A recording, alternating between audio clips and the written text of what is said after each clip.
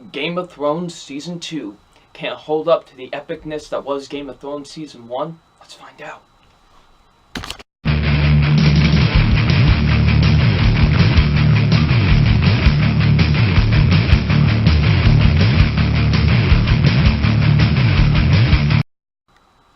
Hey, what's up, you guys?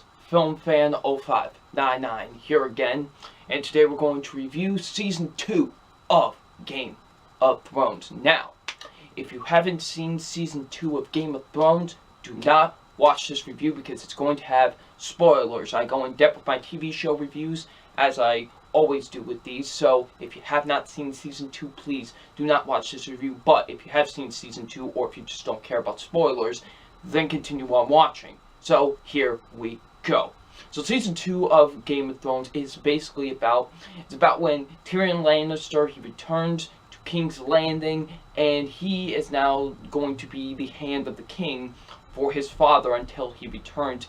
And now Stannis Baratheon is now going to try and take the Iron Throne for himself. And there's a lot of other storylines that happens in this season, but I'm not going to go through like every single one. But you know the gist of it. It's Game of Thrones. It has a ton of storylines. So yeah, what did I think of Game of Thrones Season 2? Now, you know, a first season of a show can be really great, but a Season 2, it could downfall a little bit. I mean, for example, for one that could like improve on it, Arrow, for example, Season 2 was way better than Season 1. Or it could fail like Walking Dead, where the first season was great, and Season 2 is not as good. Luckily, Game of Thrones is not like that. Game of Thrones Season 2 was fantastic. I loved Season 2. It was definitely a great season. I will say I prefer Season 1 just like a tiny bit, but Season 2 was fantastic. I'm so glad with that because Season 2 was a great season. So let's get to my positives. And my positives are, first being, I thought the acting was great. You know, the acting was really fantastic in this season. By far the most interesting characters in this season were the Lannisters. Seeing their storylines in this season was fantastic, especially with Tyrion and Cersei. Like, seriously, it was so interesting, especially with those two characters. And Tyrion just knocks out of the park. You know, the Peter Dinklage, it's fantastic. He's an incredible actor, and he was so great in this season. I loved Tyrion in Season 2. He was so fantastic. You know, Peter Dinklage gave a really great performance in this season, and, you know, just his character was just so awesome. I very much enjoyed him. You know, Lena Headey as Cersei, she's still a jerk, but she was great. I thought she gave a really great performance, and just seeing how conniving she can be. You know, being like a conniving jerk, just seeing it in this season was great. And, you know, you're just like, man, I hate this character. And Lena Headey does a great job of making you, you know, hate this character. And she does a really great job. I absolutely loved her in this season. You know, the guy who plays Joffrey, he always slips my mind. But he does a great job as well. I thought he did a great job. You know, like I said, Joffrey, he's the biggest jerk out of all of them, and the guy that plays him does a great job. He really makes me hate this character, and you know, that's what a great performer is supposed to do. You know, you're supposed to make you hate this character, and he does a great job of that. You know, Jaime doesn't do too much in this season, really. Like, most of it is just him tied down to a, pole and stuff. But, you know, Nikolai Coster-Waldau gives a pretty good performance with what he has to do and everything. So, yeah. The Starks were great. You know, they were great characters as well. You know, Michelle Fairlin, I believe that's her name, plays, of course, Catelyn Stark. She was great as well. I thought she did a great job. You know, the guy who plays Robb Stark as well, he was great. And, yeah, just also, you know, Maisie Williams as Arya. It was great seeing her storyline as well. I was very invested to see where her storyline was going as well, because she has to play like a servant for, you know, the Lannister's father. I forgot, like, it's like Tyrion's father and stuff. She has to play like a servant to him.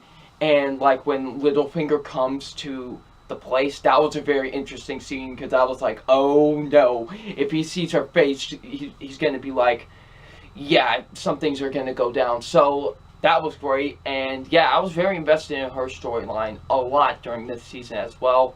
You know, Jon Snow was so great. You know, Kit Harington still does a great job as Jon Snow. I'm pretty sure I'm forgetting tons of characters, but there's so many characters in this show.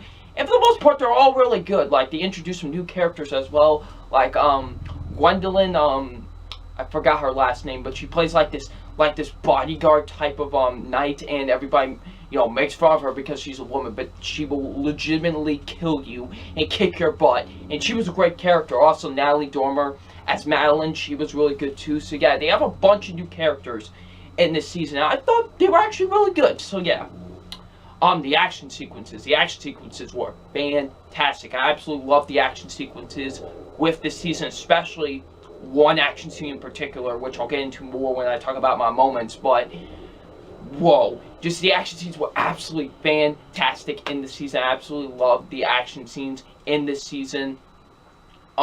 Just like I said, before, like with season 1, just the way that they embody this world of Westeros is absolutely fantastic. You know, just with all these different worlds and everything, just seeing how they all play into each other and stuff is just great. I love all the detail with these worlds is just great. I absolutely love that, and especially when we expand upon some new worlds, you know, in this season is great, and I just love that. I just love that we just keep on expanding more and more, and seeing what goes on in Westeros. I absolutely love that. You know, I was invested with mostly all of the storylines. Just like with last season, I was invested with mostly all the storylines. Even Daenerys' storyline, I was very invested with that storyline. I was very nervous. That was the thing I was nervous about the most going into season 2, because my only issue with season 1 was that her storyline was very disinteresting to me. But her storyline in this season was 1,000 times better. I very much enjoyed her storyline in this season. And Daenerys was much better in this season. I thought she grew a lot more as a character in this season. And Emilia Clarke did a really great job. But to me, the best character in her storylines is always the guy that, you know, has to protect her. Jonan, who's played by Alan Glenn, I believe that's his name. He does a great job. I just love his character. Like, seriously, he just gives, you know, Alan Glenn gives such a fantastic performance as his character, and, you know, he just is great. Every time this guy is on screen, I absolutely love every minute of it. I think he's the best character in Daenerys' storylines, to be honest, because he's just so interesting, and just every time he's on screen, I feel his presence, you know what I mean? So yeah, the storylines were all great in this season, for the most part, and I was very invested in all of them. The writing was great. I thought the writing was absolutely fantastic with this season. The directing was great as well. Very well shot. Very beautifully directed. The cinematography, goodness, gorgeous. Like, seriously, like, some of the best directing of this entire show so far. Like, I absolutely love the directing with this season. Now we get on to the 6 defining moments of the season in my eyes. And these are the 6 defining moments. 1. At the end of episode 1, Joffrey makes an order to kill all of Robb's, like, you know, bastards. That's what they call them. And, you know, and they have to, he basically sets the order to kill all 16 of them. He had 16 bastards. That is just, oh my goodness. Robb, oh my. But, and we see it's really horrifying. Like, I was horrified at it. Like, they're killing, like, infants. Luckily, they don't show it, but they're killing infants. One gets drowned. Like, literally, they put one under, like, literally hold him underwater till he drowns. I was just like, they don't hold back. Like, that's the thing I love about this show, is that they don't hold back with nothing. Like, you know what I mean? It's TVMA for a reason. They hold back with nothing, and that's what I love about this show. You know, they pull no punches. And that definitely could show that they pull no punches in this series. And yeah, that was very terrifying to see towards the end of episode 1.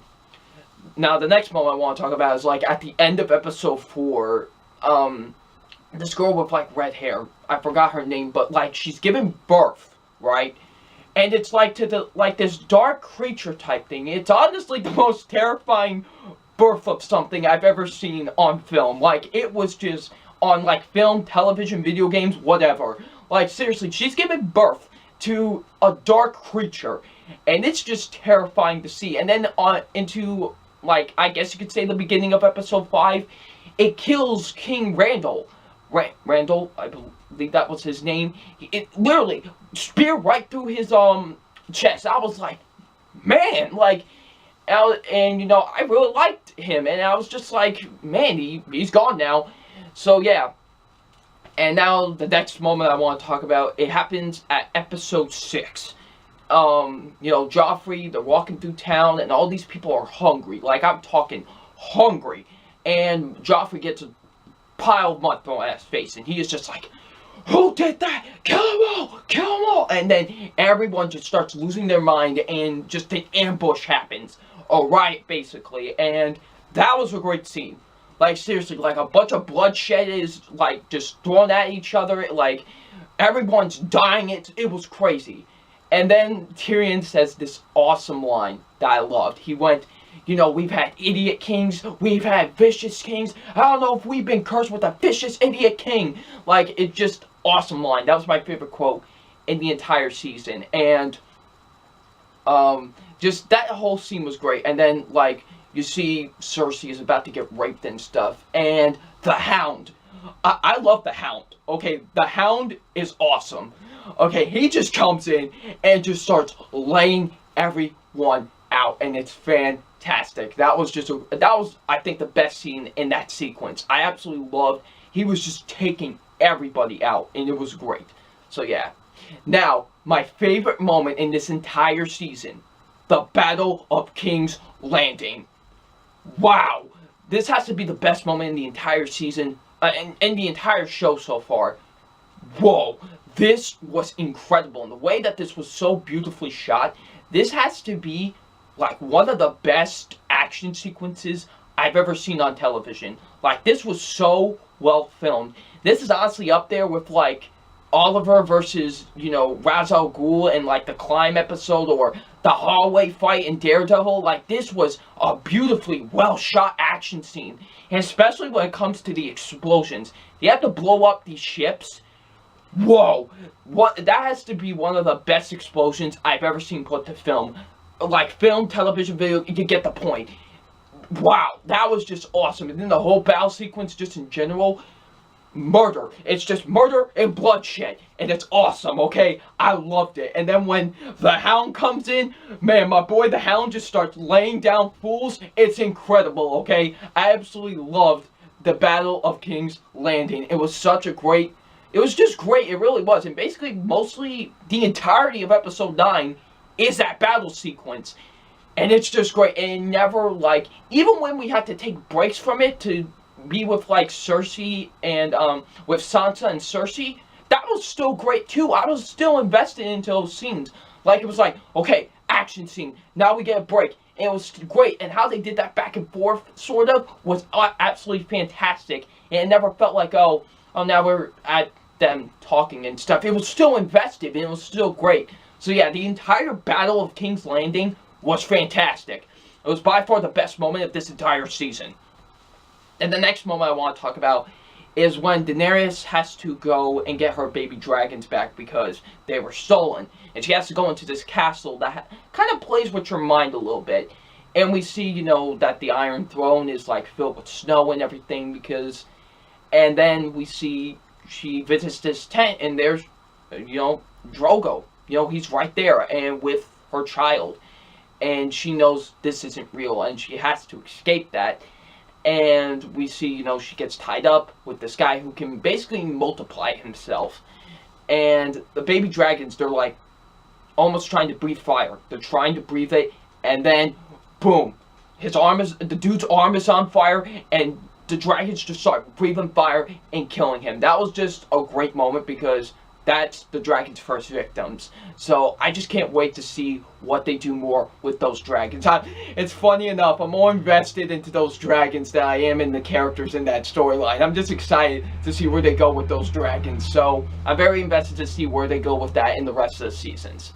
And the last moment I want to talk about, what a way to end the season. This was great. So Samwell and two other people, they're walking through, trying to find some things, and they hear one horn.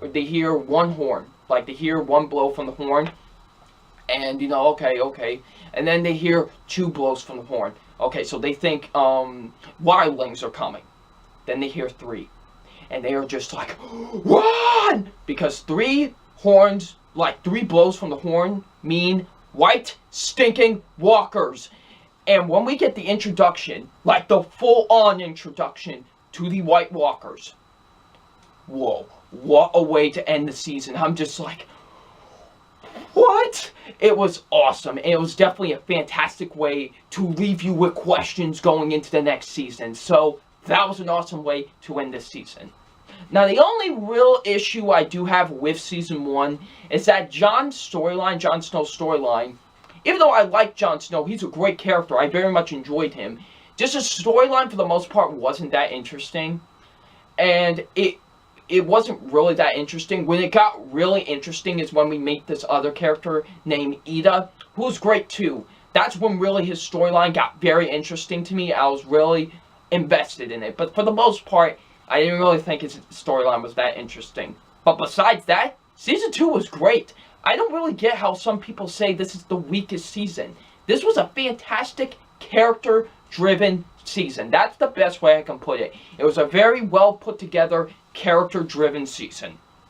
So aside from my official grade on Season 2 of Game of Thrones, my official grade on Season 2 of Game of Thrones is an A. Fantastic season. I absolutely loved it. I cannot wait to see what Season 3 has to bring to me. I'm excited. This show is just so great.